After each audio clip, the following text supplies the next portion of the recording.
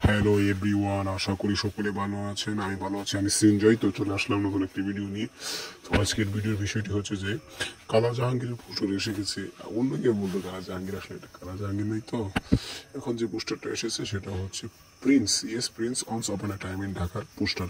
তো পোস্টারটা কেমন লাগছে এখানে দেখেন, ম্যাপের মতো কিছু মানুষগুলো কুড়িরা করে দাঁড়িয়েছে এবং মানে ব্যাট সাইড থেকে একজন দাঁড়িয়ে আছে, মনে হচ্ছে তিনি ডন, এমনটাই এইখানে দেখানো হচ্ছে।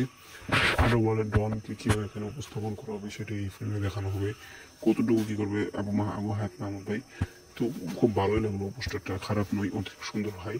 এটা একটি বাংলাদেশ সিনেমা, অনেক কিছুই।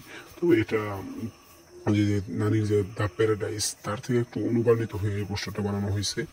এটা আমি খুবই বলছি না, তার থেকে একটু অনুপ্রাণিত হয়ে এটা বানানো হয়েছে দ্য প্যারাডাইস। তো যাই হোক, এটা খুব ভালো দিক। দেখো প্যারাদেশের মতো বাংলা ছবি যে বানানো যাচ্ছে এটাও ঠিক। এখানে নাকি বলিউডের ভিলেন অনেকেই থাকতে পারতো। থ্যাংক ইউ, ধন্যবাদ।